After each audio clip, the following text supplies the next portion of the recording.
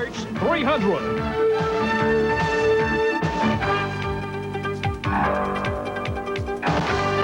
This NASCAR Racing Special is being brought to you by Ford and your Ford dealers. Have you driven a Ford lately? Goodyear Eagle Tires. Goodyear, because there really is a difference. Hello, everyone, and welcome to the heartland of stock car racing, Charlotte, North Carolina, where the Charlotte Motor Speedway is located. We're in the beautiful Speedway Club, high atop this mile-and-a-half facility. Joining me today on the day's broadcast is Hill Overton. I'm Bill Hennessy. We'll be bringing you the action of today's All-Pro Auto Parts 300 NASCAR Busch Grand National Race. It's going to be an exciting event worth $375,000. Hill? Bill, I think it's going to be one of the most exciting races we've ever seen here at Charlotte. A beautiful track, mile-and-a-half in length, 24-degree bank turns. The field, the largest ever for a Busch Grand National event, 44 cars, paced by Harry Gant. And, of course, Harry set a brand-new track record, eclipsing his own mark by almost 1 mile an hour. Look for Harry to be the odds-on favorite. He's won 3 of the last 4 Busch Grand National events. Let's go down to our colleague on pit road, Pat Patterson. Well, thank you very much, Bill Hennessy and Hill Overton, and we're just about ready to get this one started down on the pit road today. Man that's on the point for this particular race, Harry Gant out of Taylorsville, North Carolina, has won 3 out of the last 4 Busch Grand National events. And Harry, I know that going into this one, you've got to feel very confident about the equipment itself because it's held up for you in the last 3 or 4 races. Yeah, we hope we have good luck again today. The cars ran awful good last 3 or 4 races, and we hope to do good today. As far as the track, Harry, last practice you got on it, are you concerned at all about the tires or concerned at all about the racetrack? Well, they looked pretty good at the Consolation race a while ago. I think everything will be okay as far as tires is concerned. Okay, that's Harry Gant. He'll start on the point for today's All-Pro Auto Parts 300. Now let's go back upstairs where we're ready to set the grid for today's race. Well, Harry is very confident. He had a brand new track record speed, 169.710 miles an hour. Bill? Well, we'll be back with more of the All-Pro Auto Parts 300 right after this message from the Charlotte Motor Speedway.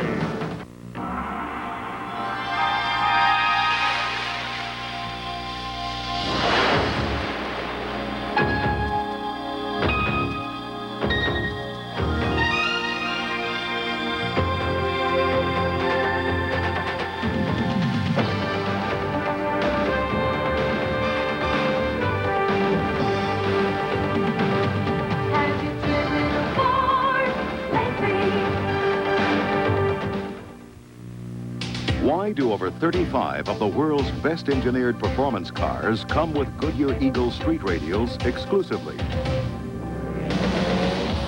A major reason is the Goodyear Eagle contact patch, where the car ultimately meets and responds to the road.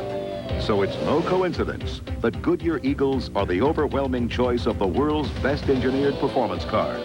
Goodyear Eagles, because there really is a difference.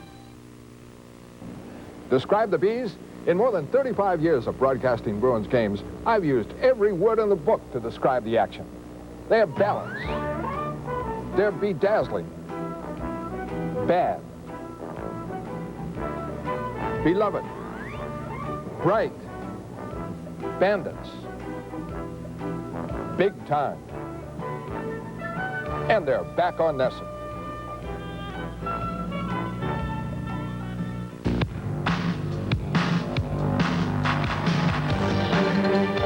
The high-powered action of Big East basketball returns to Nesson. Catch live college basketball at its best with Nesson's coverage of Boston College, Syracuse, Villanova, UConn, St. John's, Providence, and Georgetown. A great season of Big East basketball right here on Nesson, your New England sports network. We deliver. As we return to the Charlotte Motor Speedway, the field rolling down pit road. They'll be coming up through the gearbox, warming up those engines and getting up to full song in just a couple of laps. And we're going to meet the field here momentarily as we go down the starting grid. On the first row in the car number 7 with a brand new track record speed, Harry Gant of Taylorsville, North Carolina. Flanking him outside will be the number 15 Levi Garrett car, Jeff Bodine aboard. Then it comes in row 2, Dale Earnhardt in car number 8. He's flanked by Rusty Wallace in car number 66. And in row 3, car number 81 driver Bobby Hillen Jr. from Texas. And outside of that row, car 06 in a Ford, Mark Martin. Starting in row number 4, car number 52, Ken Schrader. And the outside, car number 75, Brad Teague. Then in row number 5, car number 17 is driven by Darrell Waltrip. Outside, car number 84, Mike Alexander. In row 6, car number 14, Mike Waltrip. He's flanked by the spring winner here at this race, the 300-mile Winn-Dixie 300, Dale Jarrett in car 32. And taking a look at row 7, young Rob Barroso in car number 25. He has a victory at Myrtle Beach this year. And, of course, outside of him in number 9, aboard Bill Elliott. In row 8, it's car number 44, Sterling Marlin. He's flanked by car number 97, Morgan Shepherd. Then in row number 9, car number 21, driven by Larry Pearson. Outside of him, and car number 88, Bobby Laponte. In row 10 is Ron Cooper in car 56. The outside front row, L.D. Ottinger. The green flag is now out. They're racing down into turn 1. Where Harry Gant has the lead, but right alongside of him is Jeff Bodine. Bodine in the yellow and white Chevrolet sticks a nose about a foot out in front as they're midway down the back straightaway, 2 by 2 by 2. And now a car making a move down to the inside, and it's going to be 3 wide into 3. That is the Dale Earnhardt machine, number 8. He's really having to hang on to that car. Going into the third turn, you can see him seesawing the steering wheel and the car fishtailing. 3 drivers this morning were told they would have to start at the back of the pack. The 3 drivers involved in missing the drivers' meeting this morning, Darrell Waltrip being one, Robbie Moroso being one, and we think the third one is Bobby Labonte and the car number 88. Those drivers all qualified in good starting positions, but were relegated to the back of the field due to the fact that they missed the drivers' meeting. Leader back in the third corner, that is Jeff Bodine. Closing on him is Dale Earnhardt. You see a shot of Darrell Waltrip working his way up through the field from the back.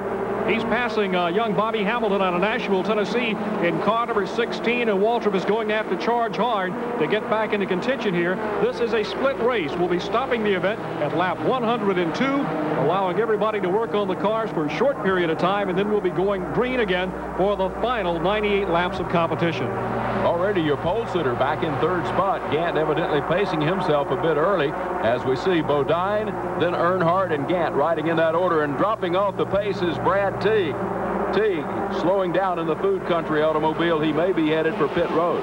Well, you never can tell. This early in the race, it could be tires. He could have, oh, we got problems here on the front straightaway. Cars scattering all over the place. A major crash. I see Randy LaJoie in the 71 car. Larry Pearson involved. Brad Teague fortunately had slowed down. That's Jimmy Hensley coming through the melee there. And I think the big problem with a situation like this is the fact that with all the smoke that comes out, some of the drivers are blinded. They don't know whether they're going to get through cleanly. In fact, they can't see where they're going. They just sort of shut their eyes and pray, but quite a few did not get through unscathed on that one. Patty Moise limping around now behind the Mike Swain car. There's the 00 Thomas Brothers Country Cured Ham car. Joe Milliken was driving that one. That automobile there we see the rear end of. That is the Morgan Shepherd car. And I believe that was triggered when something happened to Morgan Shepherd here coming to the start-finish line, and he got rear-ended by the 00 car, which went into the wall. Now, of course, driven by Joe Milliken, who has not been in competition in several years. Well, Joe was feeling as though he was getting back into racing shape after running a good number of laps in practice here for this one. But, yes, he has been rather inactive for a while. Years ago, Joe was an operator in the Richard Petty shop. Here's a slow-mo, Bill. On the replay there, we see that the Morgan Shepherd car has already been taking a hard lick. Everybody taking evasive action, trying to get by. There goes Darrell Waltrip through, right down here in the bottom of the screen. And everyone running over debris, smoke clouding up the entire front straightaway here, causing visibility problems. I'm surprised that we don't. Another angle here. There's the Milliken 00, 34 Jimmy Spencer here involved. Randy LaJoie on 71, Tommy Ellis getting by. Tommy Houston on 6 getting by. Bobby Hamilton coming on the pit lane here. Brad Teague coming through. Kyle Petty in the Peak Antifreeze car coming by. Jimmy Hensley there. And the 77 car, young Dave Simpson out of California, his first ever Busch Grand National race. A major altercation here along the front straightaway. This double dogleg, unusual arrangement at Charlotte, but the fans there treated to probably the most action they'll ever see in one particular event here at Charlotte. Caution flag is out here at Charlotte Motor Speedway. We'll be back with more action right after this message. Classic Racing presents the golden era of racing. 1-hour volumes of great NASCAR races from the 1950s and 1960s. 2 great races on each volume. Call 1-800-548-1769 now for your own collector's edition. See the last race run on the beach at Daytona in 1958. See the photo finish of the first race ever run on the High Bank Daytona International Speedway. Witness the competitive spirit that was the foundation for one of today's most popular sports. All the legends are here. Joe Weatherly, Curtis Turner, Fred Lorenzen, Fireball Roberts, Ned Jarrett, Richard Petty, Bobby Allison, and more. Ride with these legends in the famed Darlington Southern 500 from 1959. For your own classic edition of the golden era of racing, send check or money order for $29.95 plus $3 shipping and handling to Classic Racing, P.O. Box 7096, Hampton, Virginia 23666. Visa and MasterCard customers for faster service, call 1-800-548-1769.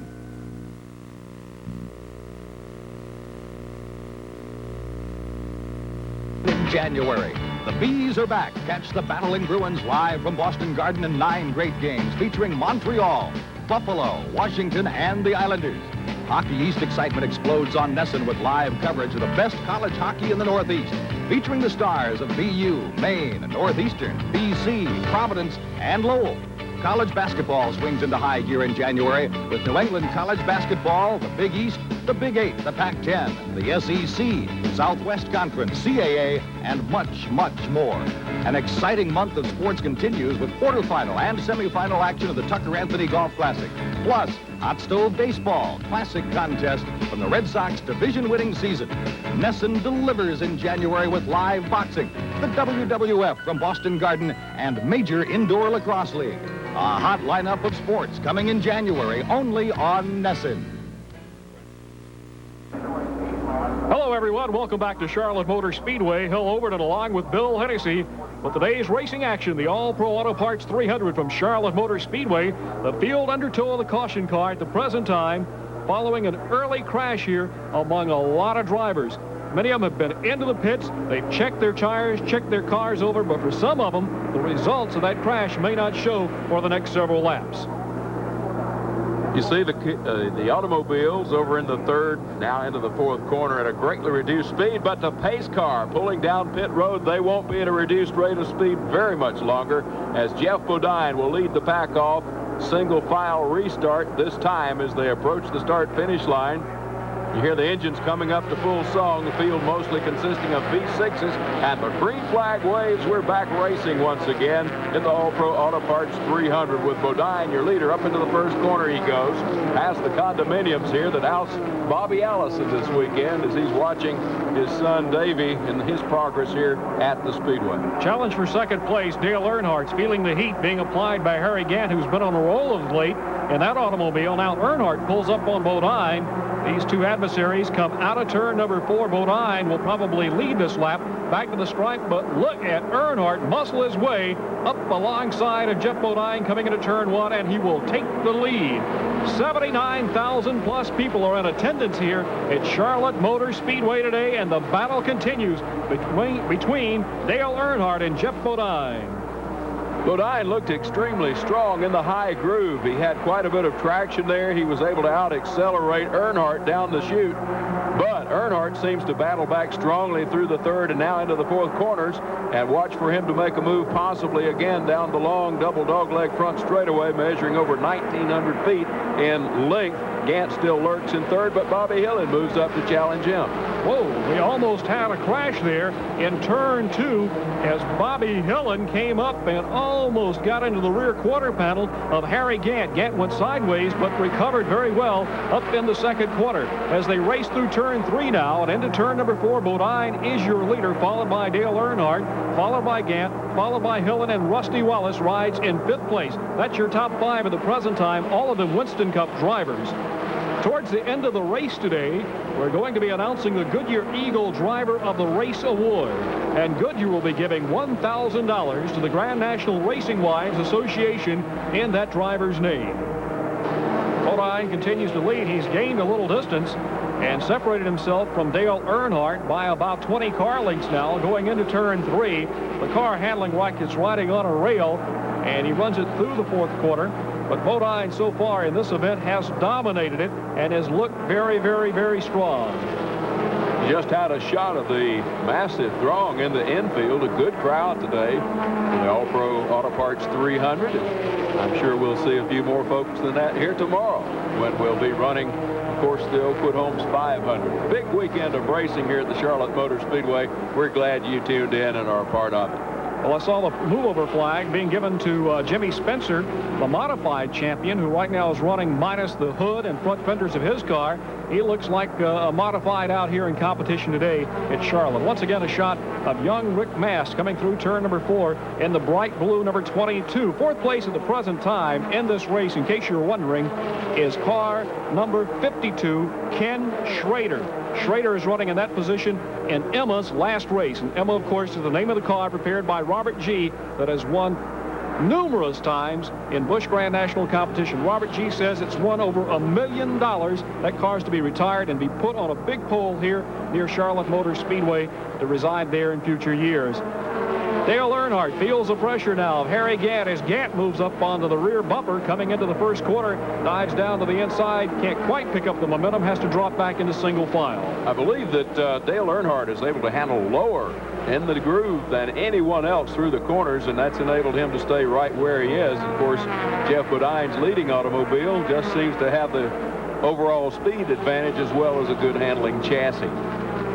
Aerodynamically, you wouldn't think that the Monte Carlos were as slick as they are, but obviously they are slick race cars, as has been proven by how well they run, both in Winston Cup competition and Busch Grand National Racing. And now Gant got up inside going into the 1st corner, but had to drop back in line as Earnhardt drove deeper into the turn.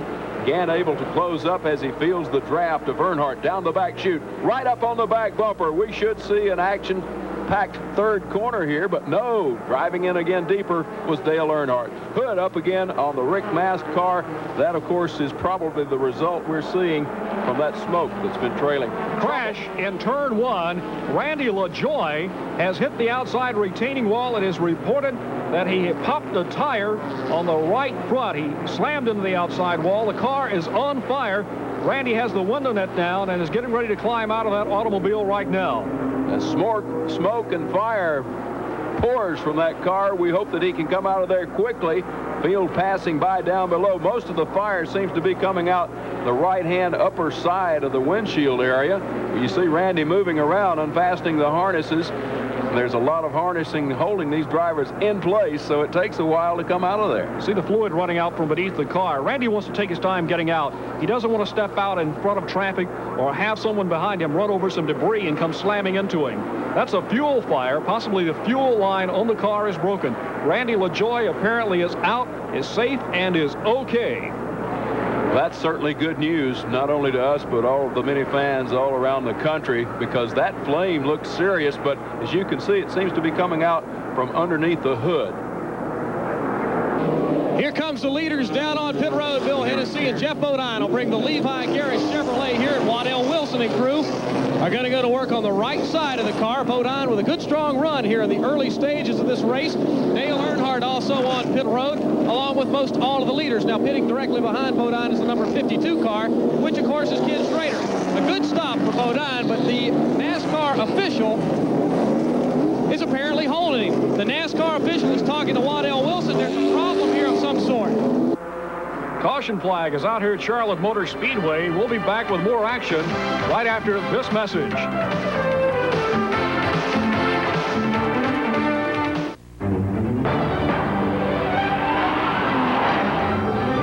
This is how a Ferrari Testarossa looks on the road. And this is how a Ferrari Testarossa looks to the road, where it ultimately responds through the contact patch of its Goodyear Eagle tires. The exclusive tires chosen by Ferrari for every Testarossa sold in America. Goodyear Eagles, because there really is a difference.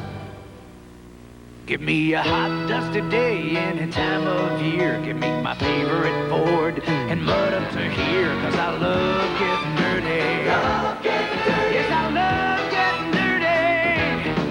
So give me rain and puddles in my 4x4. Give me a brand new Ranger and I'll never be bored, 'cause I love getting dirty. A newly designed Ford Ranger. Yes, I love getting dirty.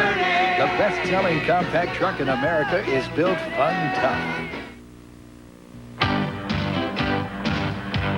Start the new year off with exciting sports next week on Nesson. Sunday, it's quarterfinal action with Ipswich and North Ball match up in the Tucker Anthony Golf Classic. Then catch the Red Sox in a shootout with the Texas Rangers. Take a trip back to the summer of '88 on Hot Stove Baseball. Monday, Boston Bruins hockey. Be there as the Bees look to give St. Louis the Blues live from Boston Garden. Tuesday, live excitement from the Big East when the Providence Friars play host to St. John's, followed by Hockey East excitement when the Northeastern Huskies and the BU Terriers tangle from Matthews Arena. Wednesday's a full lineup of college basketball. Live SEC action, Georgia, Kentucky. Villanova and UConn head-to-head in the Big East. And finish the evening with a great regional rivalry, Rice and Houston in the Southwest Conference. Thursday, live hockey from Boston Garden as the Bruins battle the New York Islanders. Friday, Hot Stove Baseball as the Red Sox challenge the Milwaukee Brewers in a classic contest from '88. It's a great lineup of sports on Nesson next week. We deliver. How would I describe the Bees? Well, by hosting the pregame, the postgame, the between periods breaks, as well as Bruins Weekly, I've seen all the highlights. I've seen the Bees at their best. They have bullseye accuracy. They're all business, breathtaking, barbaric, boisterous, baffling. And they're back on Nesson.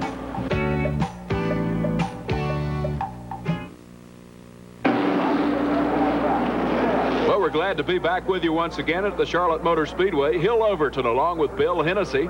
You'll see the light is out, the amber light out on the pace car in Charlotte, meaning we'll go back to racing in just a moment when they round the third and fourth corners and take it back across the start-finish line.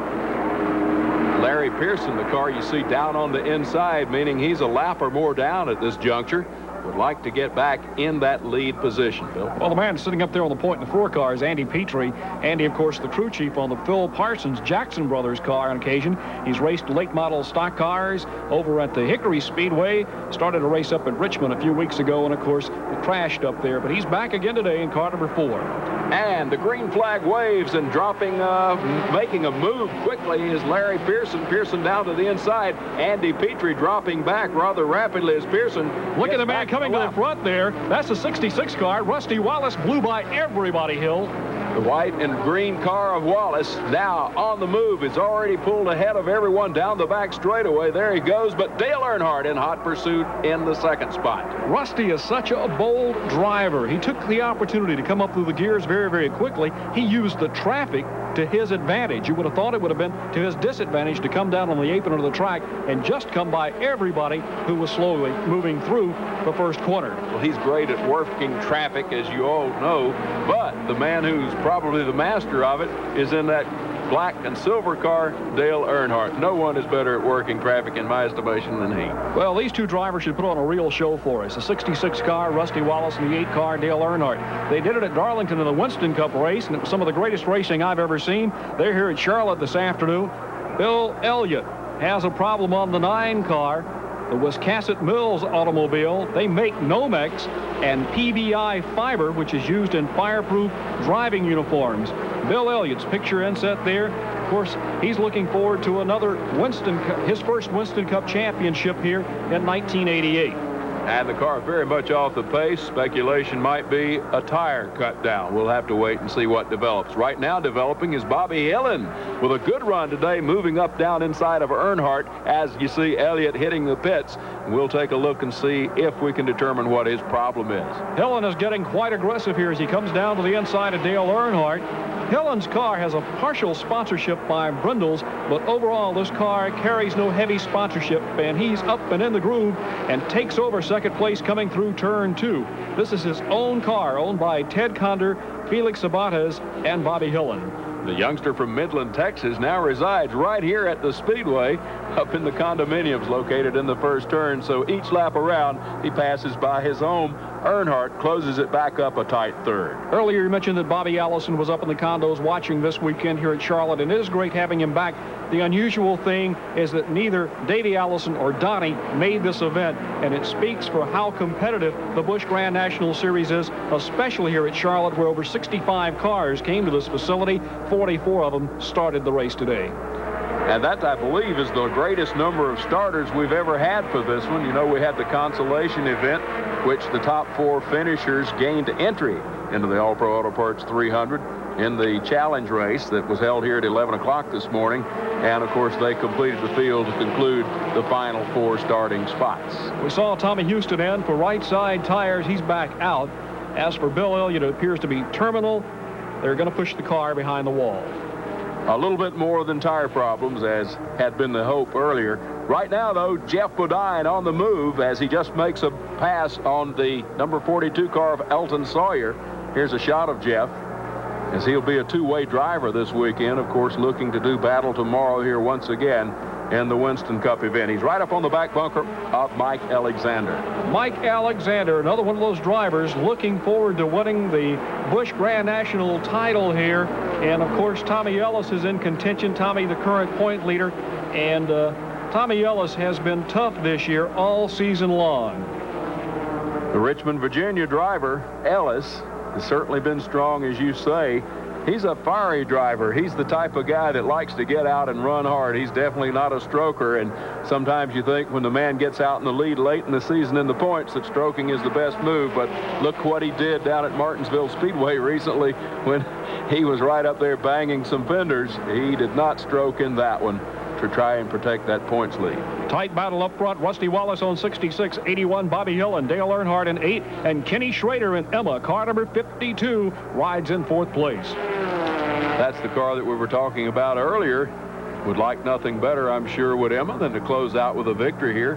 Darrell Waltrip had brought her home a winner several times, I believe, here at the Speedway and other tracks as well. And the car in a very nice, challenging 3rd spot with Earnhardt back in 4th as they motor into the first corner with Wallace still on the point, being followed by young Bobby Hillin Jr. Emma rides in 3rd place, the 52 car prepared by Robert G., being wheeled by Kenny Schrader this afternoon. That car, of course, one of the old Chevy Novas, and it has been strong in its entire career. Running right up there, right behind Hillen now. Coming up on the rear heels, diving down over to the inside. Doesn't have quite enough power to sweep up under Hillen. The top trio of cars, all regular Winston Cup runners, followed by Earnhardt. And Bobby Hillin takes the yellow and white number 81 mount down to the bottom side. I thought for a moment he was going to get inside of Wallace and challenge for the lead, but he drops back behind a bit as we have a draft being set up, moving into that first corner as Emma, with Ken Schrader aboard, moves up into that 2nd spot. Hillin suddenly finds himself in 3rd, and on the charge down low off of 4 is the car driven by Schrader, and Schrader's door-to-door as they head for 1, Bill. Look at that very loose line that Rusty Wallace took approaching the corner there. He didn't want to bind the car up. Schrader was able to get in front of him because he took that wide line and used up more racetrack.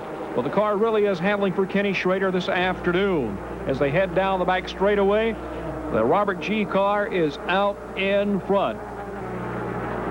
Racing continues here as they work off the 4th corner. The pair of white automobiles and the yellow caution flag waves in the hands of the starter.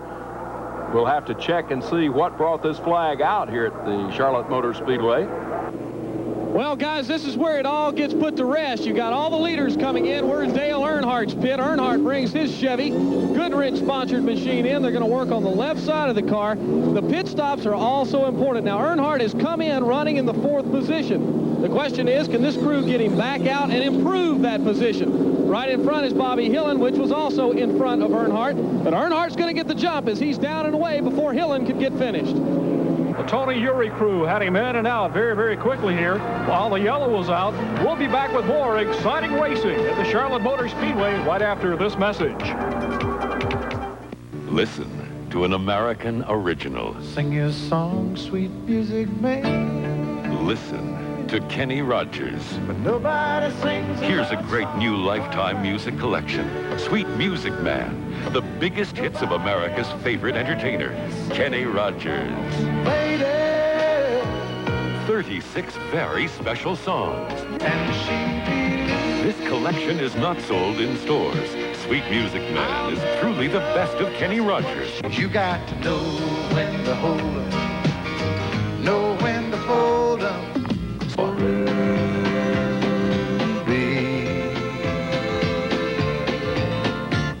Don't take your love to Use your credit card and call 1-800-922-4400 or send $19.95 for LPs or cassettes, $24.95 for CDs, plus $4 shipping to Kenny Rogers, P.O. Box 2001-SC, Murray Hill Station, New York, New York.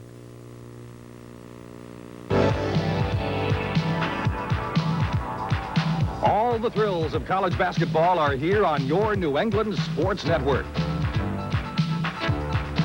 Stay with Nesson this season for live and exclusive coverage featuring New England college basketball with perennial powerhouse Northeastern and Mike Jarvis's BU Terriers. The Big East with the BC Eagles, led by Dana Barros and outstanding prospect Brian Edwards, plus Providence, UConn, Syracuse, and Georgetown. SEC excitement with top-ranked Florida and Tennessee. The Pac-10 featuring Oregon State and UCLA, plus the Southwest Conference, the Big 8, the CAA, and more. It's a great season of college basketball with over 100 games, and it's here on Nesson, your New England sports network where we deliver. Well, the debris has been cleaned up here at Charlotte Motor Speedway. We're set to go back to green flag racing. Bill Overton along with Bill Hennessy for today's exciting All-Pro Auto Parts 300 Busch Grand National race from Charlotte Motor Speedway. Well, Fenton, Missouri native Ken Schrader continues in the lead in that car number 52. They're over in the fourth turn now, getting set to go back to battle with the high banks of Charlotte, Rick Mast. A lap or more down on the inside in the blue number 22. Rusty Wallace trails in second as the green flag flies. And you'll see them streak past the fence here at the start-finish line. A good close shot at the Charlotte Motor Speedway. Very strong protective cable being shown there, too, as the field roars off into the south end of the speedway. Mast is able to streak out front along with Mark Martin in the 06 Ford. Those two cars are down a lap, but they're able to get back around the leader at this juncture, who still remains Ken Schrader down the back chute and into three. So far, it's been a GM day as we see Dale Earnhardt right up beside Rusty Wallace. Now, Schrader will make it a trio of cars, and he almost gets forced over into the grass to the first of the two double dog legs as he ran up behind Rick Mast. Look at Dale Jarrett come up there with Rusty Wallace as they run in third and second place at the present time. Schrader now to the inside racing hard with Mark Martin, who is trying to get back into the lead lap before the halfway point. Close quarter racing here down the backstretch of the Charlotte Motor Speedway. Wallace takes them three wide into three. Shows a lot of acceleration and slides up the banking a bit. I thought for a moment there that Schrader was going to get down inside of him, but he elects to fall in line as the field attacks the double dogleg front straightaway and headed off toward that first corner with a roar once more. Once again, I have to say that Rusty is showing a lot of aggression, but a lot of finesse in getting by Kenny Schrader going into turn three there. He had to be absolutely sure of his move in order to get in there and make sure those tires were going to stick, and he was going to be able to turn that car and get it round. Something's wrong with Harry Gant. Gant way down off the pace in the number 7 Skull Bandit automobile. The green and white colors going away at this point, and hard luck Harry may see that day that he was hoping for go away as we see smoke from Jimmy Spencer, the modified Stars automobile number 34, smokes profusely down the back straightaway. That could be curtains for him this afternoon too. While we were showing you these shots, we had a pass for the lead as Ken Schrader has gone back in front of Rusty Wallace. The Jimmy Spencer car continues to run on the apron minus the hood and the front fenders from the earlier collision, trailing a lot of smoke. And I'd see some more smoke as he continues around up into the turn number 1 area, goes a lane higher and allowing Mark Martin to move down inside. Does Rick Mass down the back straightaway as Spencer breaks to a halt at his pit. Crew walks around, not too fast though, because they know things are pretty much terminal at this particular point. Traffic bunching up again in the fourth corner. Dale Jarrett is now in second place, followed by the Sterling Marlin car. Fourth is the Rusty Wallace mount. And once again, we show you the slow-moving Harry Gant machine as he heads down the pit lane. And obviously, his problems are major. Well, he'd won 3 out of 4, as we said at the top of the show, going into this event. But it looks like it's not going to be 4 out of 5 after that. Schrader showing muscle now on the 52 car. He's moved away from the second-place challenger, and he's put Mark Martin that lap back down. We're just beyond the 70-lap mark here at Charlotte Motor Speedway. We remind you we'll be stopping the race at a lap 102. Well, it looks like it will be hard luck Harry once more, as it's not going to be 4 out of 5 for Gant. Let's go down to the pits and Pat Patterson for a word with Harry. Well, Harry Gant, a long afternoon. I'm real sorry to see you out of sitting on the pole here, and this car's been so dependable for you all afternoon. Yeah, that's the first problem we had with the car all year, engine. I don't really know what happened. Is it kind of started skipping. Probably broke our rocker arm. Well, you've had such a good year in it. I know you hate to see it, but you hate to see it end here today, but it has been great for this Ed Whitaker machine. Yeah, the car was running great. You know, we dropped back on the start and took it easy, saved the tires, followed Earnhardt and Bodine, and we come in, was going to make a run then, and we found we had a flat tire on the car, so we had to go to the rear of the field. And it come up through the pack with no problem at all. They told me on the radio, said you don't need to run any quicker. You'll still get the lead before the halfway mark, so I said, okay. It's hard to see out of it. All by his lonesome is Ken Schrader, or at least in racing terminology, that's so. But I got a shot just out of the top of the screen of that Dale Earnhardt car, which is trailing him by some couple of 100 yards or so. But he'll be a factor before it's over with. You can bet on that, as you see a cluster now working the back straightaway as they head down toward 3. Jeff Bodine leading that group. Bodine, the inside is Dale Jarrett, the outside Rusty Wallace, who is going by. Sterling Marlin there running in 5th place. 6th place is Robbie Moroso. And then he's followed by Michael Waltrip and then Bobby Hillen. And Moroso, for the first time today, has forged himself up near the front of the pack after starting in one of the scratch positions following missing that driver's meeting this morning. And NASCAR said your reprimand is going to be as you'll start at the back of the pack, gentlemen. We're under green at the Charlotte Motor Speedway, and we'll be back with more of the All-Pro 300 right after this message. You cheating. That's the legendary Hank Williams. And now, assembled here for the first time in one exclusive treasury, are 24 of the most famous country songs ever recorded. This is Immortal Country. Crazy. She's a good-hearted woman, counting flowers on the wall.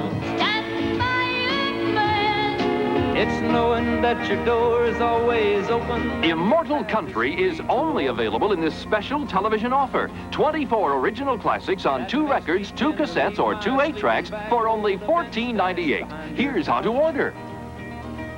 Have your credit card ready and call toll-free 1-800-982-7900. That's 1-800-982-7900. You can also save COD charges by sending $14.98 for 2 records, 2 cassettes, or 2 8-tracks, plus $3 postage and handling to Immortal Country, P.O. Box 8900-C, Buffalo Grove, Illinois.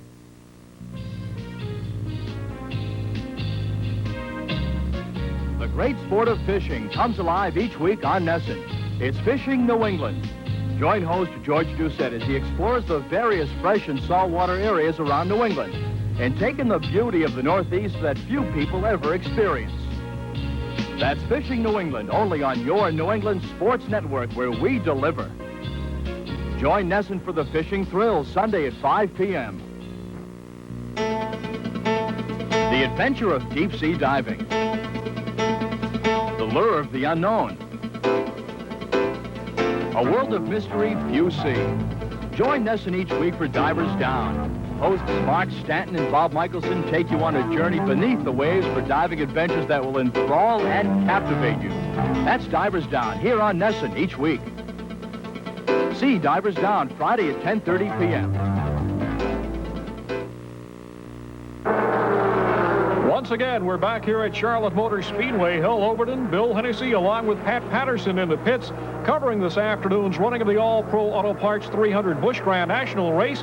Pat will be covering all the action during the intermission, and he'll probably be asking the question of Jeff Bodine, what happened on his first pit stop when NASCAR held him in the pits, Hill. That is something I think that had a lot of head scratching here around the speedway, including that of Waddell Wilson, who couldn't understand why his driver wasn't allowed to get back out when he wanted to. Right now, though, the battle is between his driver, Jeff Bodine, and Rusty Wallace as they scoot down the back chute. Now they move into that third turn. You'll notice that quite a bit of black rubber has been laid down, making about 3 racing lanes wide. So there's a lot of room for passing here at the Charlotte Motor Speedway. Good wide grooves, a nice competitive racetrack as we see those two again. That, of course, the Bodine and Wallace automobiles headed back into the second corner they go. Schrader is the leader. Bodine is second. Rusty Wallace is running in third place at the present time. Once again, this event being dominated by the Winston Cup contingent. But we have a long way to go, and it'll be interesting to see if anyone from the Busch Grand National ranks can mount the charge and come on up there and get up in with the top leaders and perhaps make a win of it. But we'll have to wait and see as Sterling Marlin leads the contingent with Robbie Moroso, Dale Jarrett, and Bobby Hillen up toward the first corner as they run single file. That's your 4th through 7th place battle at the present time. Dale Jarrett, of course, the winner of the spring race, the Winn-Dixie 300. Schrader goes by Steve Grissom in turn 3, working through turn 4 now and coming back to the stripe. And Emma, the car that's to be retired at the end of this season, has completely dominated the first half of this event here at Charlotte.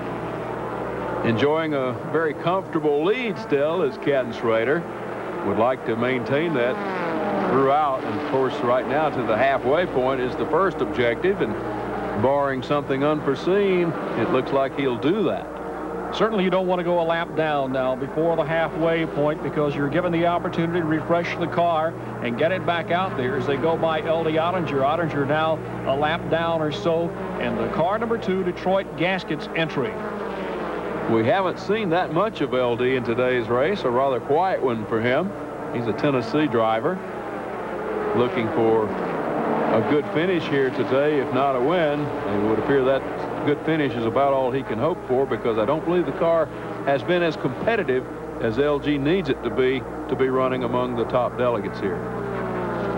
Schrader would like to win this race before the hometown crowd. As you said earlier, he now resides in nearby Concord, North Carolina, as he comes by the Larry Pearson machine again. Pearson staying out there trying to salvage as many of the Busch Grand National points as he possibly can for a 1989 Chattanooga Chew will send him racing in the Winston Cup Series.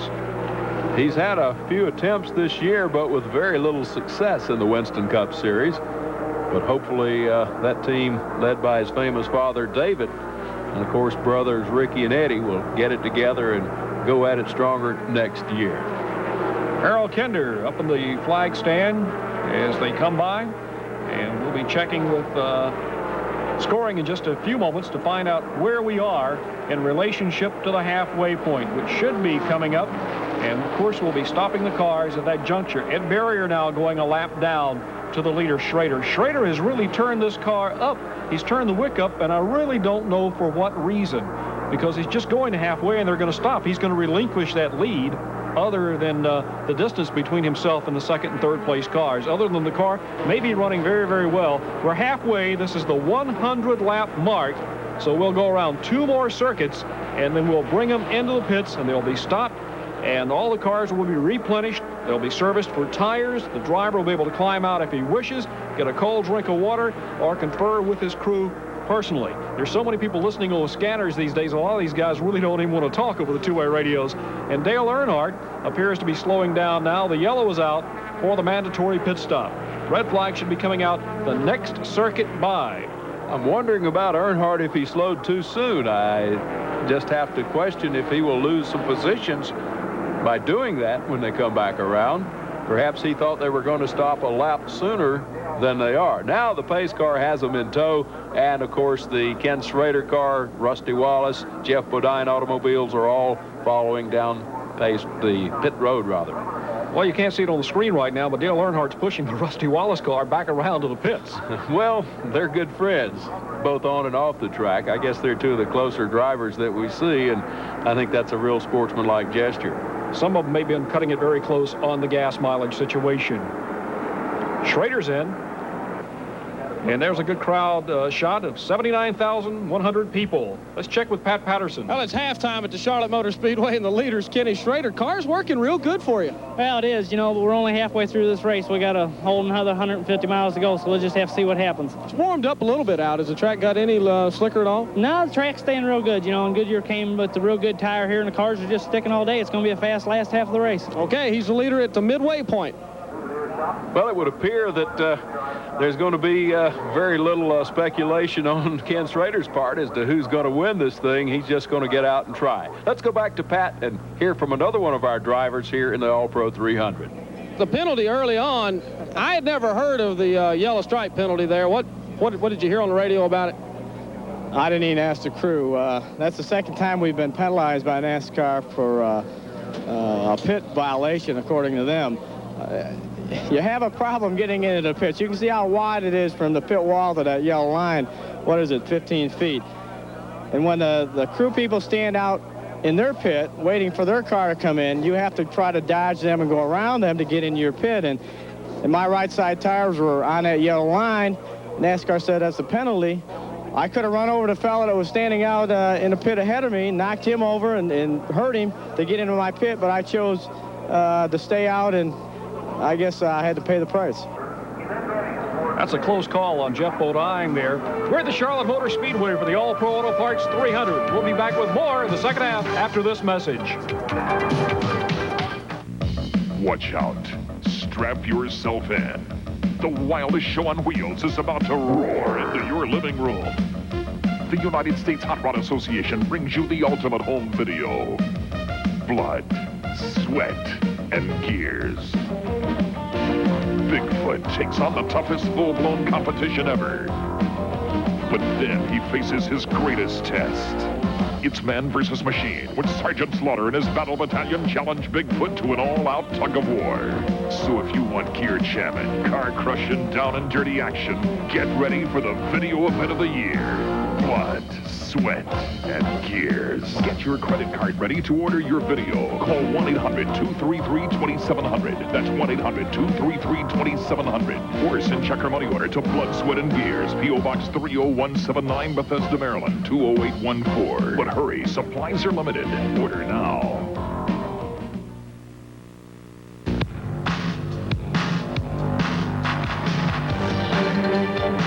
High-powered action of Big East basketball returns to Nesson. Catch live college basketball at its best with Nesson's coverage of Boston College, Syracuse, Villanova, UConn, St. John's, Providence, and Georgetown. A great season of Big East basketball right here on Nesson, your New England sports network. We deliver. Marshall kept it in. Down low, Emma, goal!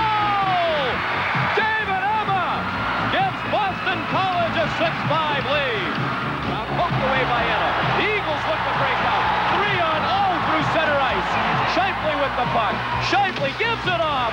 Saved by Bradley. Join your New England sports network for the finest in college hockey as the Boston University Terriers face the Northeastern Huskies. Tuesday, January 3rd at 10 p.m. only on Nesson.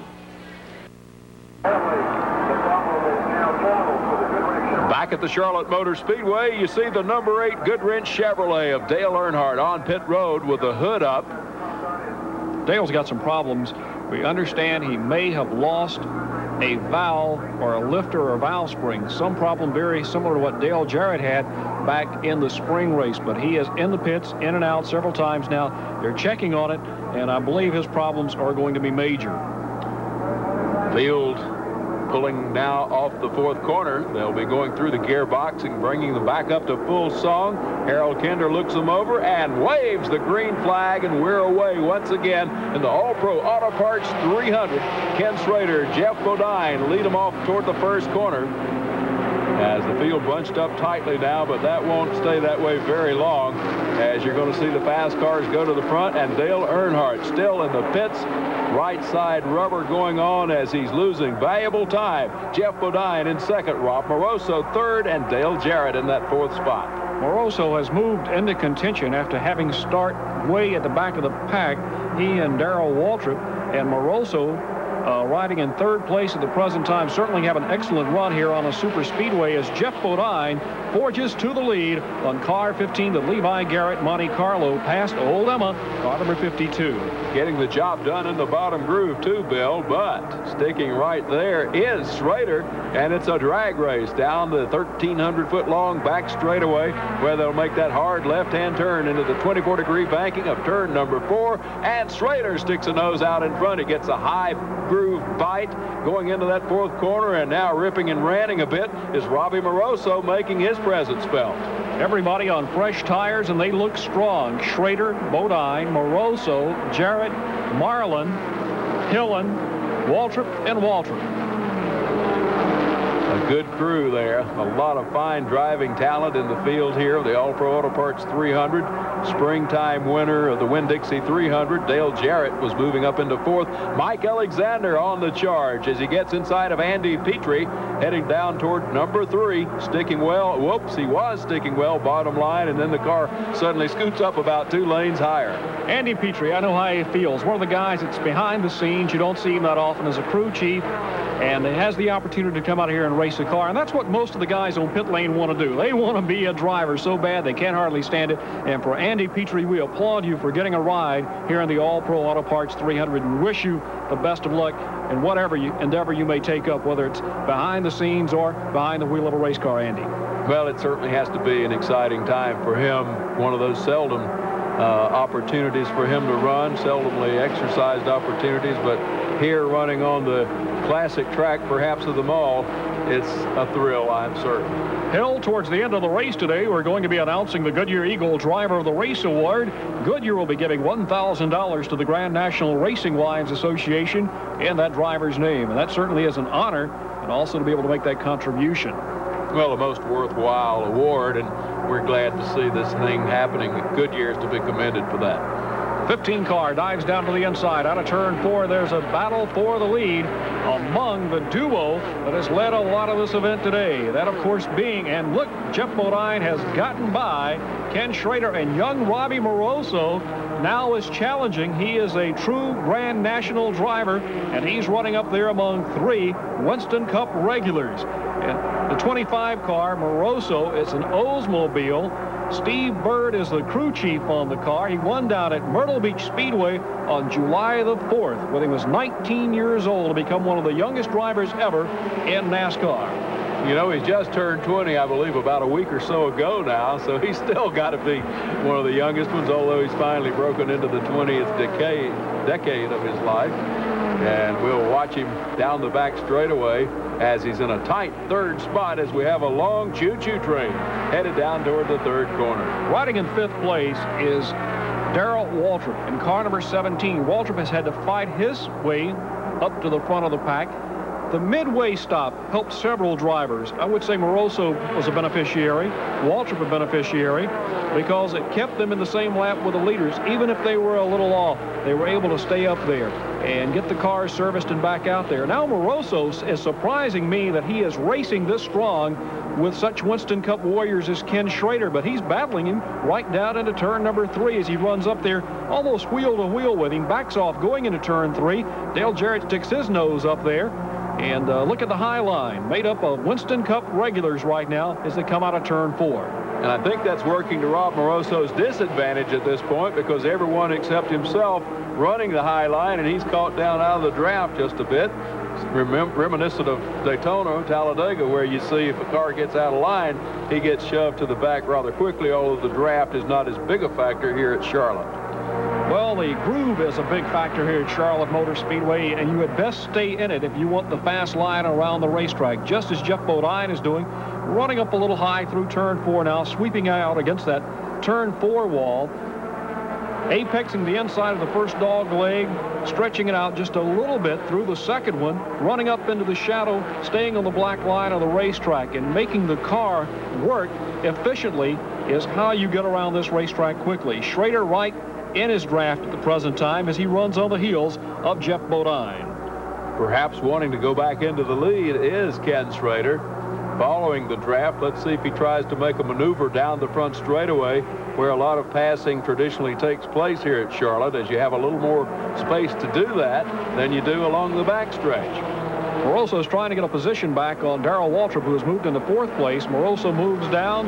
The car binds up a little bit, but he carries the momentum by and then pulls up abreast of him again. Now down the back straightaway, it will be a drag race between the two. Look at Michael Waltrip slide right up behind brother Darrell and kind of give him a shove into turn 3. Well, the Waltrip brothers doing battle a bit here now, although as we said earlier, it was young Michael driving Darrell's car, which is just ahead of him. He went on to a victory at Dover and, of course, finished second at Darlington in that automobile. He's had some real good runs, and he's real proud of letting his brother drive that car. For Darrell Waltrip, one of these days I think will probably have his own team in the Winston Cup Series. The leaders pass Tommy Sigmund, the 07 car, the Burke grading entry. That purple car seen in a lot of races this season, but Tommy just hasn't had a season that he can be real proud of. Hasn't been able to take one into victory lane. And the noose is growing ever tighter for that first position as the two leaders work their way down toward turn number 1, past the exit of pit road and up through the shadow. Still, it's Bodine first, and then a tight second, Kenny Schrader, about 3 or 4 feet behind, as you see on your screen as they motor down the back straightaway. Bodine obviously dialed his car in during the intermission because he and Schrader now are doing what Schrader was doing all by himself prior to the stop at halfway.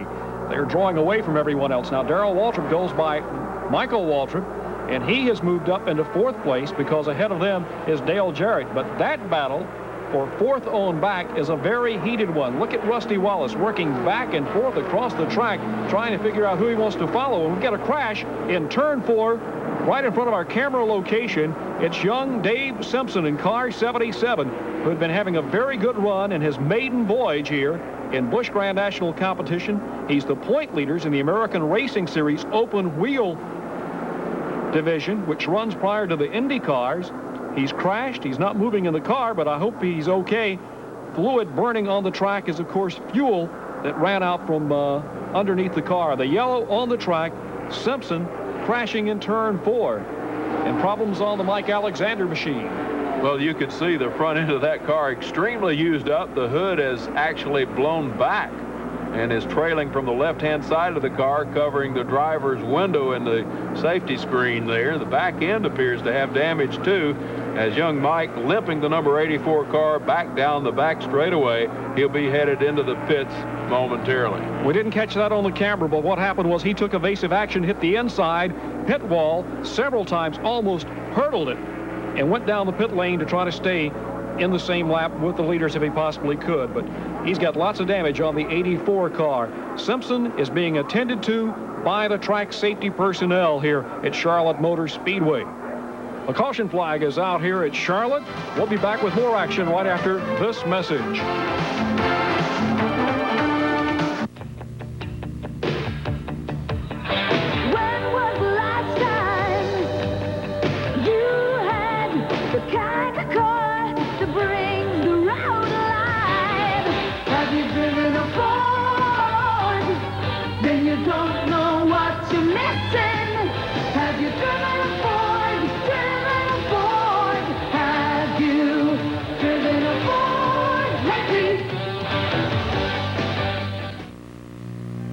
Why do over 35 of the world's best engineered performance cars come with Goodyear Eagle street radials exclusively?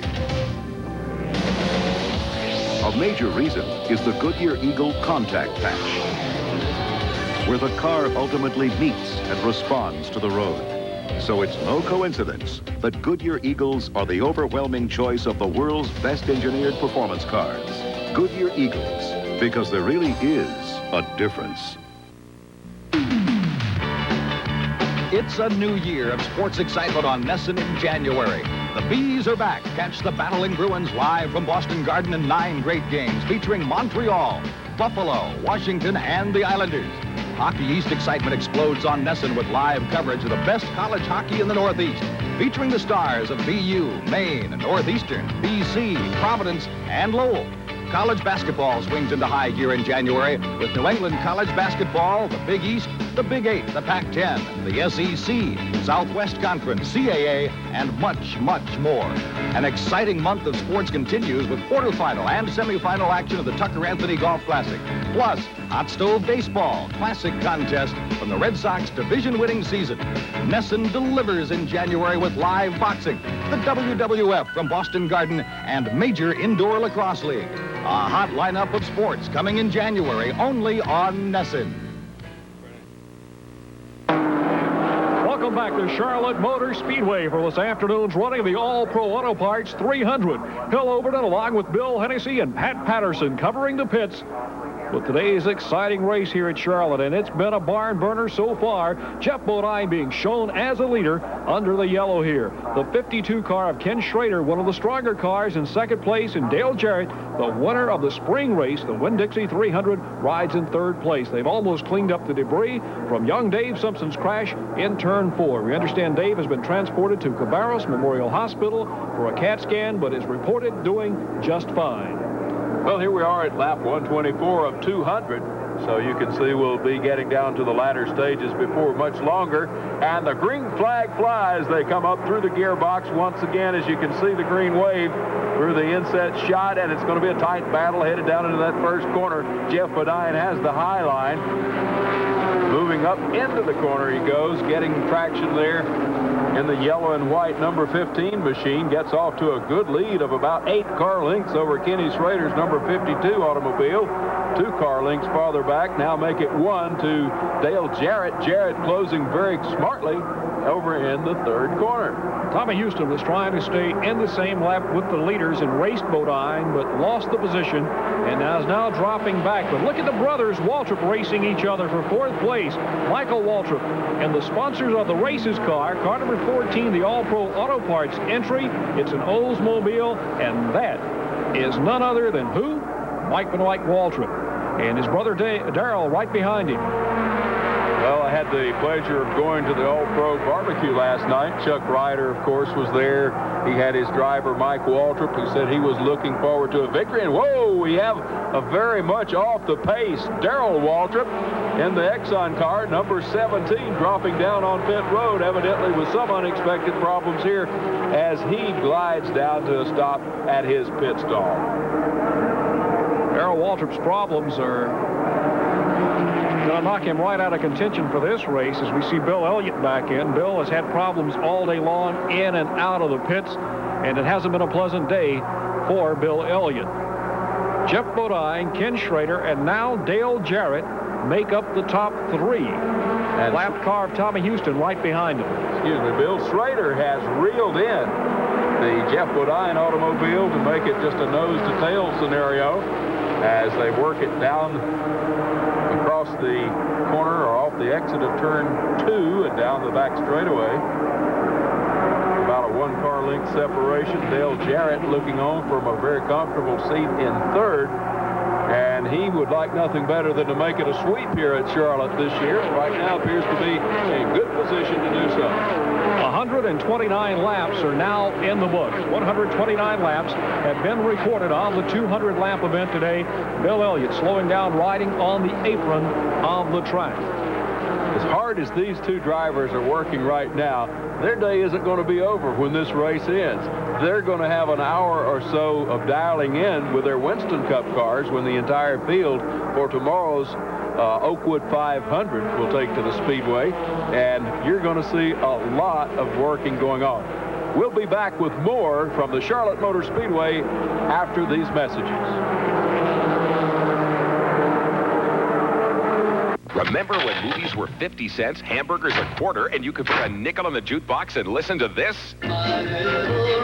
Atlantis Direct Marketing presents Jukebox Jive, one of the greatest treasuries of rock and roll memories ever put on 2 albums. Remember Danny and the Juniors. Jukebox Jive, a fabulous 2-record collector set with every original song performed by the original artists.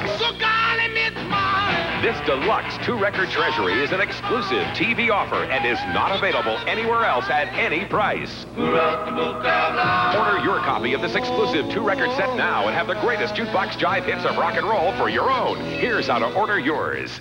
Call 1-800-441-4343 or send $14.95 for LPs or cassettes, $16.95 for CD, plus $3 shipping to Jukebox Jive, P.O. Box 2001-SC, Murray Hill Station, New York, New York. This fabulous collection of 20 great original hits is like having a jukebox in your own home. Order now. That's 1-800-441-4343. I described the Bees by hosting the pregame, the postgame, the between periods breaks, as well as Bruins Weekly.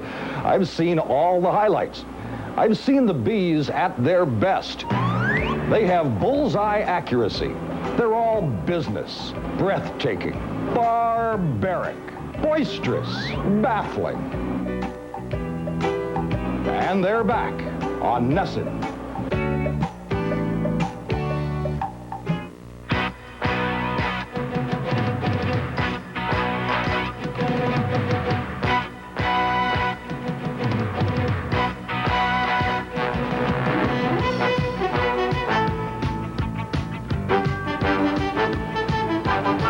New England college basketball continues right here on your New England Sports Network as the Hartford Hawks tangle with the Northeastern Huskies.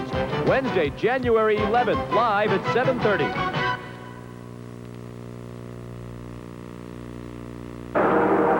We're glad you're with us today here at the Charlotte Motor Speedway. Hill Overton, Bill Hennessy, and Pat Patterson bringing you the All-Pro Auto Parts 300 and watching Jeff Bodine as he continues to lead this event, working through turns 3 and 4 of the Speedway at the present time. Jeff Bodine coming up now on Rusty Wallace, who has fallen back. Rusty going to be overtaken by Bodine. But meanwhile, Jack Ingram out of Asheville, North Carolina, the numerous national champion of this division, comes down the pit lane, obviously for service, though he's going behind the wall. Well, that hard left-hand turn is always the heartbreaker, and certainly the Iron Man, as he's affectionately known as, Jack Ingram from Asheville, parking it for what would appear to be the day in the All-Pro 300. Well, Bodine and Schrader, your leaders here, we have had no tire problems here at Charlotte Motor Speedway. Tire wear is reported excellent for these Busch Grand National cars. So the only question coming up on the pit stops will be fuel. This segment of the race, about 147 miles in length, and 147 miles is just a little too long to stretch it for fuel mileage. These cars will get about 100 to 110 miles on a tank of fuel. So it'll be interesting to see when these drivers will stop. Now, it has been reported that a number of drivers have already made their stop while the yellow was out a short while ago, and in doing so, say they can go the distance. Well, these automobiles being lighter should be able to get a little more mileage, and of course the lighter weight is another attribute for getting better tire wear than their big brothers in the Winston Cup division are likely to get out here tomorrow. Jeff Bodine continues to look strong and smooth in that automobile, as one of our better looking race fans is looking on here today. Fuel could be a question mark here. Pat Patterson is pit side, talking with a number of the crews to find out just how far they can go and what they anticipate. Well, gentlemen, the story down here on the pit road is going to develop between the Bodine car and the Schrader car, and this may be the equalizer. Bodine says he's going to be able to pit about lap 180. However, Ken Schrader's pit has reported to us that he's going to have to pit on lap 173. So it may come down to that final pit stop, and gas mileage may be the deciding factor. Sure sounds like that the Schrader car is not getting the mileage that Bodine's is. Bodine is managing to stretch his to lap 180, which would bring him within 20 laps of the checkered flag, while the Schrader car is going to fall about 7 laps shy of that, supposedly pitting on about lap 173. They're continuing to move smartly around the speedway. At this particular point, we don't see anyone making any bold moves. This has not been a good day for Bill Elliott. Elliott being seen passed by the 2 front runners there and falling back. He is several laps down to these 2 front runners here this afternoon. His V6 Ford just not up to snuff out of turn 4. Coming back to the stripe, these 2 drivers certainly have put on the show. They've dominated the race since the green flag earlier today.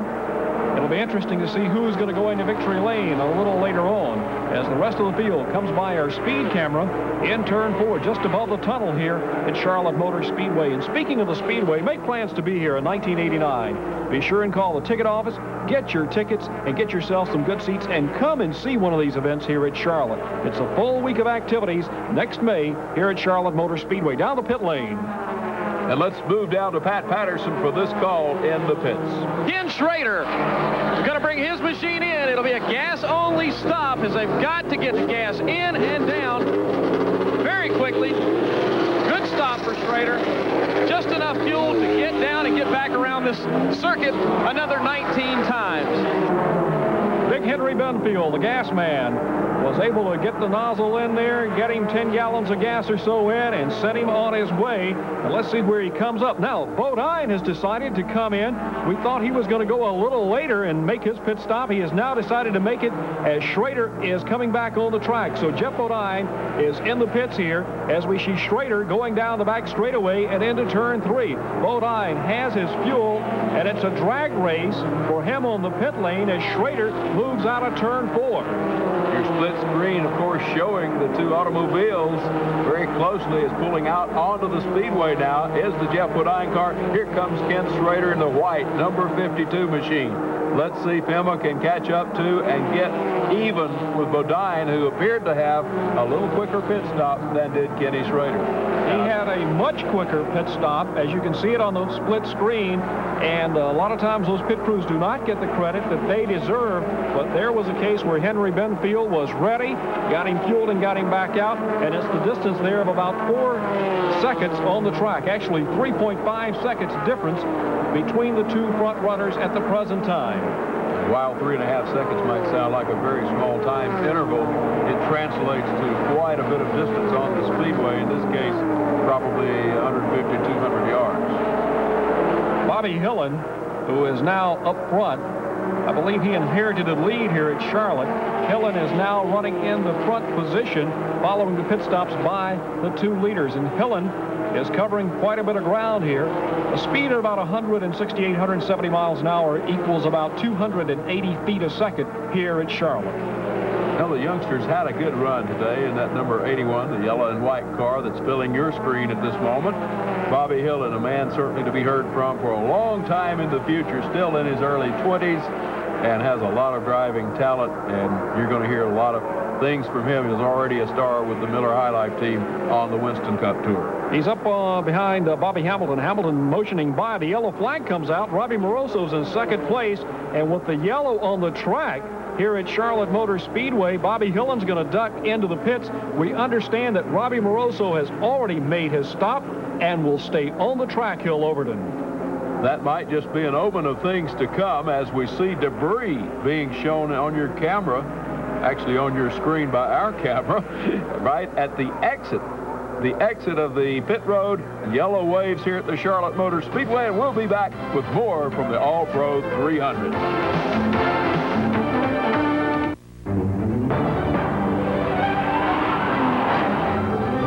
This is how a Ferrari Testarossa looks on the road.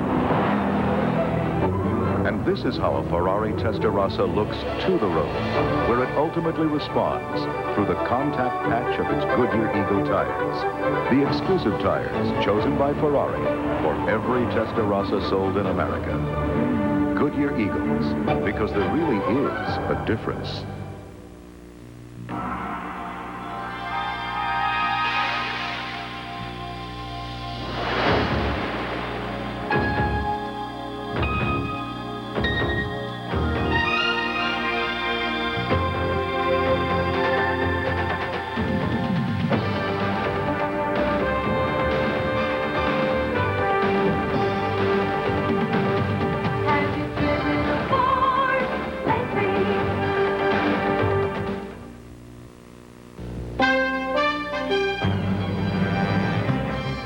If you're a sportsman, you've dreamed of stalking big game, hooking the trophy fish, taking the clean shot. It's an experience that everyone dreams of.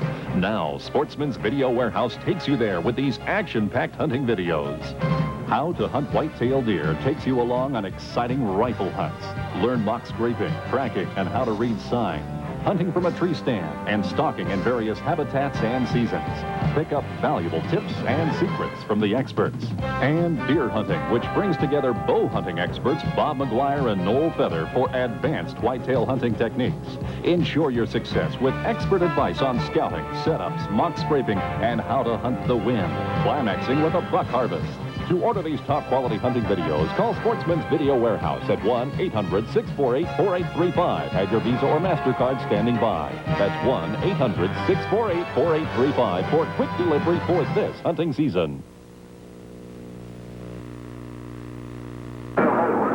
Welcome back to Charlotte Motor Speedway. Hill Overton, along with Pat Patterson down in the pits. I'm Bill Hennessy, bringing you the conclusion of this exciting race, the All-Pro Auto Parts 300. Young Robbie Moroso being shown in the lead. He stayed on the track while everybody else made a round of pit stops, either during that caution or prior to that caution. He made his back on the first segment of this second half of the race. Something we want to remind you of is we're at lap 189, set to go green. Look at Darrell Waltrip pull up behind Tommy Houston. Jeff Bodine sits in second place. Kenny Schrader is third.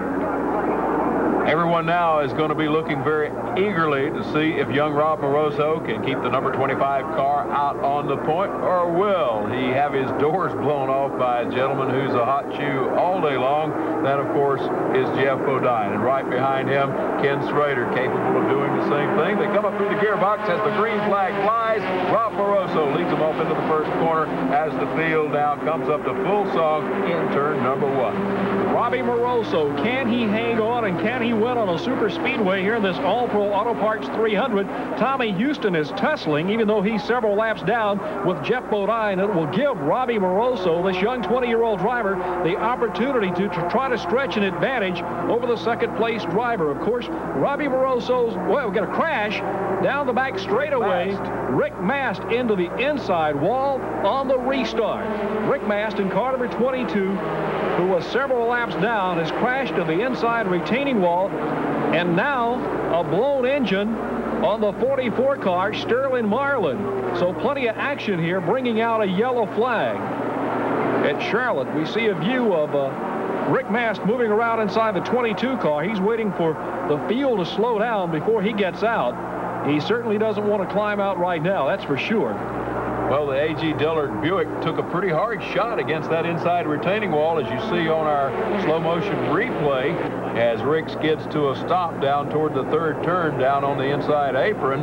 Now, each lap that Rob Moroso... We're showing it again here, Hill. He loses the car, gets down in the marbles on the inside, hits the inside retaining wall with quite a wallop and skews down to the apron of turn 3.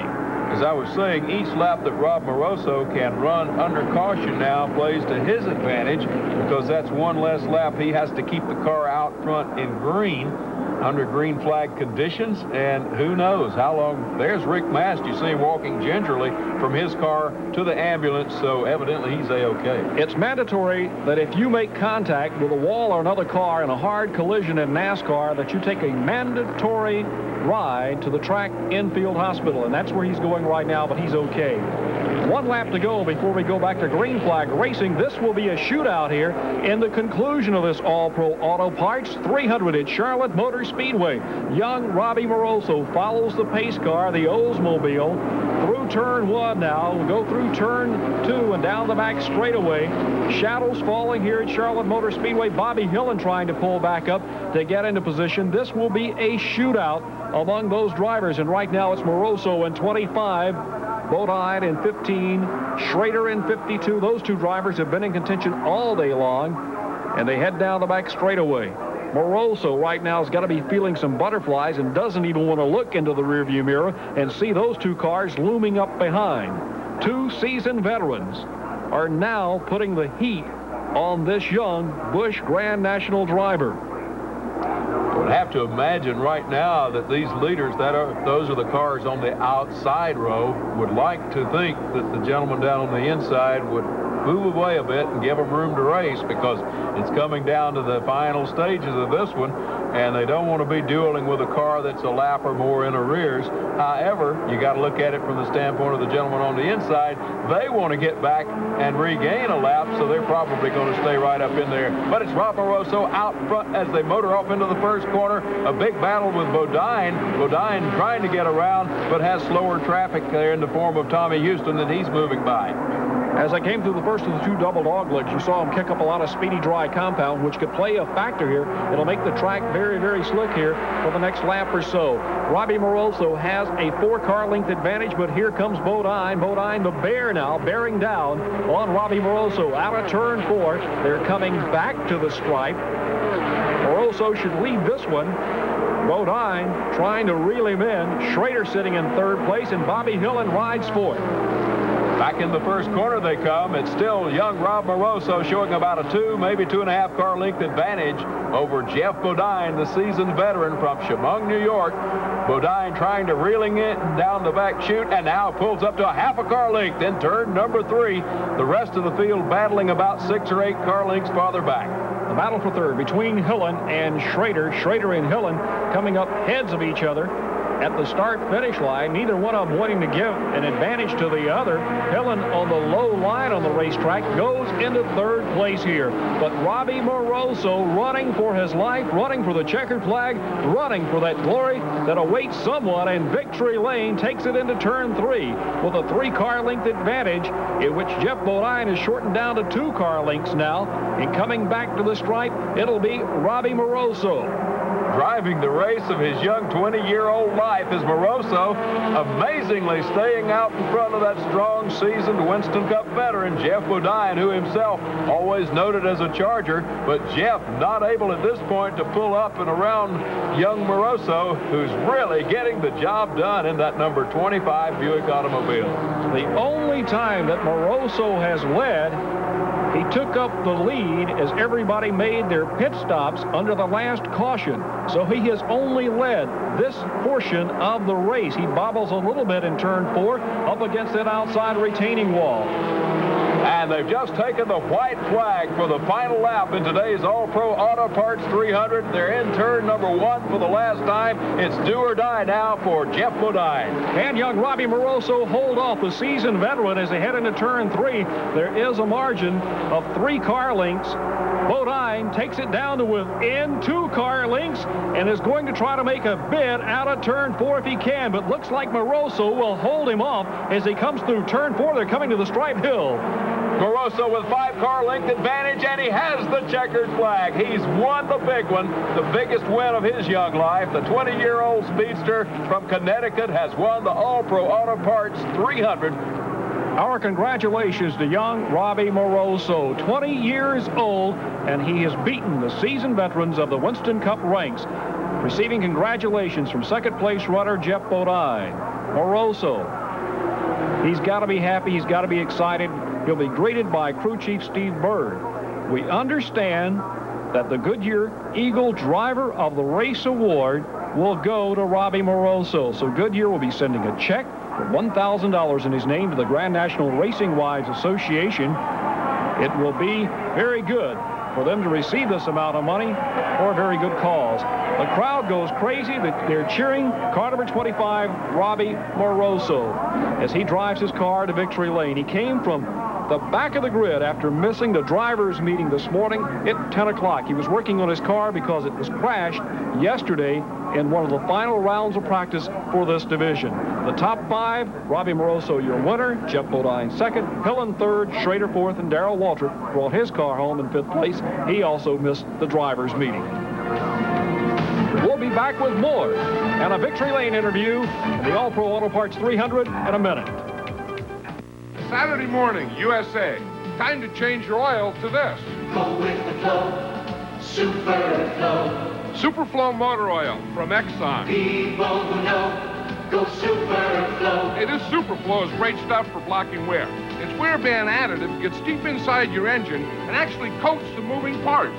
Protects your engine's performance and it shows. Look, want your engine to last? Go with the flow, Superflow. Why do over 35 of the world's best engineered performance cars come with Goodyear Eagle street radials exclusively? A major reason is the Goodyear Eagle contact patch, where the car ultimately meets and responds to the road.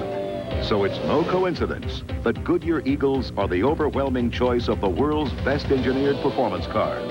Goodyear Eagles, because there really is a difference. Cam Neely, combining strength with finesse. In the 1987-88 season, the All-Star totaled more than 40 goals and led the Bruins in power play goal scoring. Cam Neely is hockey's prototype right winger. Ray Bourque, winner of 2 consecutive Norris trophies, an NHL All-Star in each of his 9 seasons. He's one of only 7 defensemen with more than 200 career goals. Ray Bourque is hockey's best defenseman. Cam Neely and Ray Bourque together on this personally autographed limited edition print. Hey, nice wrist shot. To order your 2-foot by 3-foot personally autographed poster, send a check or money order for $19.95. Payable to the New England Sports Network. Neely Bourque Poster. Post Office Box 637, Kenmore Station, Boston, Mass. 02215. Massachusetts residents must include 5% sales tax. Canadian orders, please include $3 to cover shipping and handling. It's a joyous occasion here at Charlotte Motor Speedway as the winner, Robbie Moroso, climbs from out of his car. Dick Moroso, his father, congratulating him there. He's in victory lane. A cold shower. He's got to be happy. Congratulated now by Steve Bird, his crew chief, on his second victory. A great crowd of 79,100 has seen some awfully fine racing here today at Charlotte. Rob Moroso, a great run this afternoon. Congratulations on winning the All-Pro Auto Parts 300 here at Charlotte. What a tough weekend, but you fought hard. Oh, it was. It was a tough weekend until today, you know. I missed the driver's meeting, which was, I think, turned out good for us because we started in the rear. That's the rule. If you miss the driver's meeting, you start in the rear. And then there was a wreck right where I would have been running if I had started where I was supposed to. So I think that helped me out. I might miss it again in the future. Robbie, you got a win earlier this year in Myrtle Beach, South Carolina. Now you come back to what is accoladed as the most prestigious speedway in America. And to win here is to be a part of a long, long history, and that's got to be special. Well, I've always loved running here, you know, and it's a awesome, really nice track. And it just, this is not going to sink in for a while.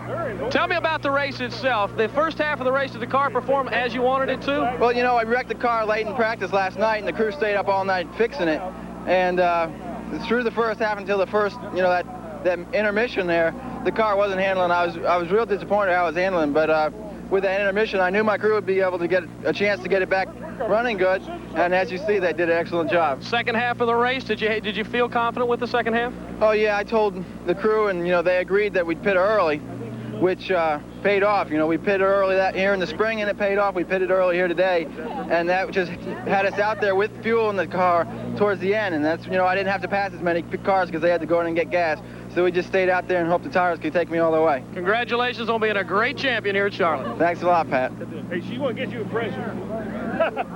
What an exciting race here, the All-Pro Auto Parts 300 from Charlotte Motor Speedway. Another racing day draws to a close here at this beautiful facility located near Charlotte, North Carolina. A surprise winner, Robbie Moroso, in a race that's normally seen drivers out of the Winston Cup take the checkered flag. Hill? You know, what a surprise it was to all of us to see the young 20-year-old chauffeur. He was only 20 last week, coming here, do battle with all the grizzly veterans, and come out with a win. It was a spectacle. A lot of accidents, a lot of crashes. I think the fans got their money's worth here today, Bill. Let's invite the fans to the Charlotte Motor Speedway for an upcoming race. Maybe you can join us here in the Speedway Club.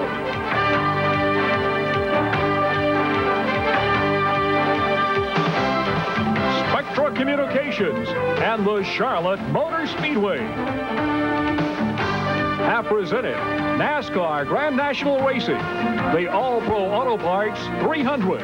Ground transportation furnished by Southern Coach, America's foremost van and truck converter, the official vehicle of Spectra Communications.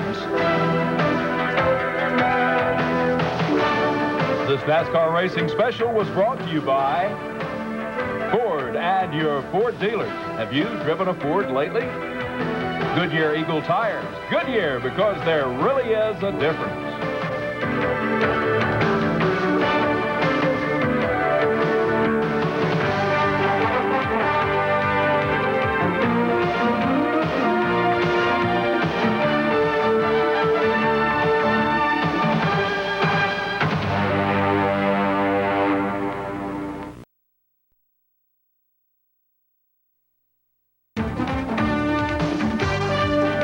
Present NASCAR Grand National Racing, the All-Pro Auto Parts 300.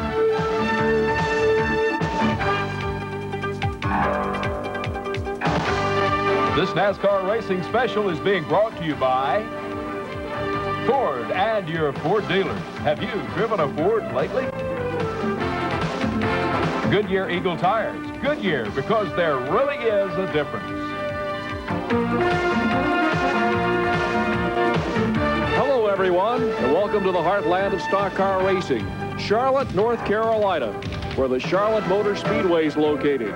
We're in the beautiful Speedway Club, high atop this mile-and-a-half facility. Joining me today on the day's broadcast is Hill Overton. I'm Bill Hennessy. We'll be bringing you the action of today's All-Pro Auto Parts 300 NASCAR Busch Grand National Race. It's going to be an exciting event worth $375,000. Hill? Bill, I think it's going to be one of the most exciting races we've ever seen here at Charlotte. A beautiful track, mile-and-a-half in length, 24-degree bank turns. The field, the largest ever for a Busch Grand National event, 44 cars, paced by Harry Gant. And, of course, Harry set a brand-new track record, eclipsing his own mark by almost 1 mile an hour. Look for Harry to be the odds-on favorite. He's won 3 of the last 4 Busch Grand National events. Let's go down to our colleague on pit road, Pat Patterson. Well, thank you very much, Bill Hennessy and Hill Overton, and we're just about ready to get this one started down on the pit road today.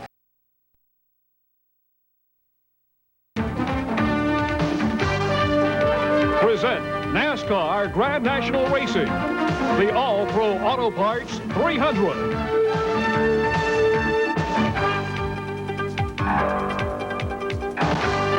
This NASCAR racing special is being brought to you by Ford and your Ford dealers. Have you driven a Ford lately? Goodyear Eagle Tires. Goodyear, because there really is a difference. Hello, everyone, and welcome to the heartland of stock car racing, Charlotte, North Carolina, where the Charlotte Motor Speedway is located. We're in the beautiful Speedway Club, high atop this mile-and-a-half facility. Joining me today on the day's broadcast is Hill Overton. I'm Bill Hennessy. We'll be bringing you the action of today's All-Pro Auto Parts 300 NASCAR Busch Grand National Race. It's going to be an exciting event worth $375,000. Hill? Bill, I think it's going to be one of the most exciting races we've ever seen here at Charlotte. A beautiful track, mile-and-a-half in length, 24-degree bank turns.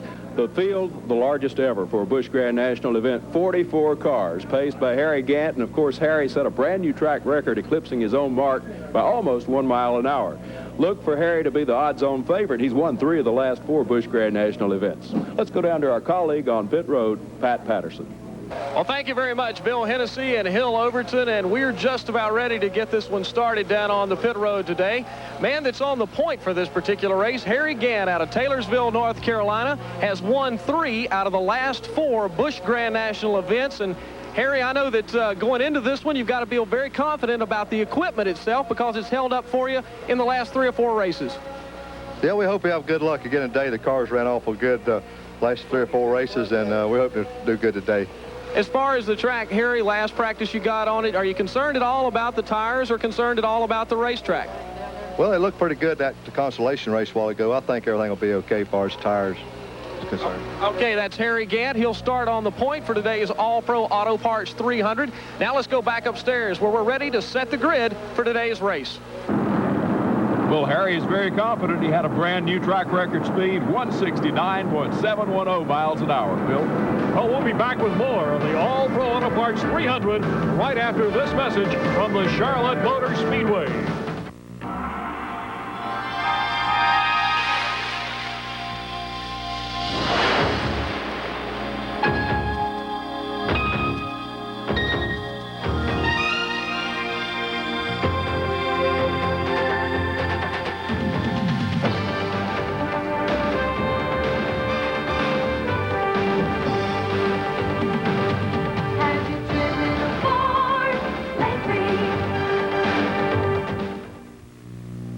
Why do over 35 of the world's best engineered performance cars come with Goodyear Eagle street radials exclusively? A major reason is the Goodyear Eagle contact patch, where the car ultimately meets and responds to the road. So it's no coincidence that Goodyear Eagles are the overwhelming choice of the world's best engineered performance cars. Goodyear Eagles, because there really is a difference. Describe the bees? In more than 35 years of broadcasting Bruins games, I've used every word in the book to describe the action. They have balance. They're bedazzling. Bad. Beloved. Bright. Bandits. Big time. And they're back on Nesson.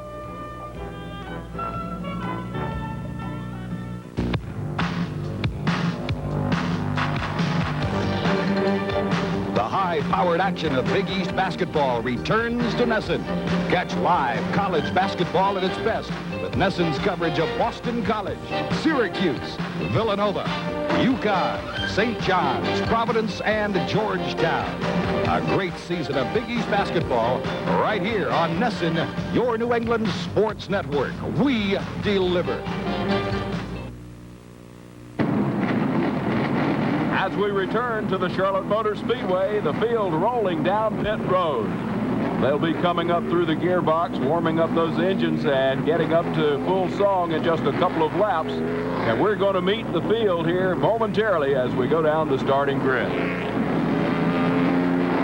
On the first row in the car number 7 with a brand new track record speed, Harry Gant of Taylorsville, North Carolina. Flanking him outside will be the number 15 Levi Garrett car, Jeff Bodine aboard. Then it comes in row 2, Dale Earnhardt in car number 8. He's